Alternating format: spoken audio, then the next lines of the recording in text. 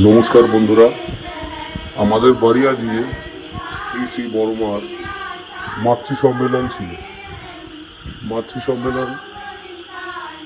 সম্মেলনে অনেক লোকের সমাগম হয়েছিল, তবে খুব বেশি নয়, 20-25জন। বর্ষার সময় অনেকে আসতে পারেনি।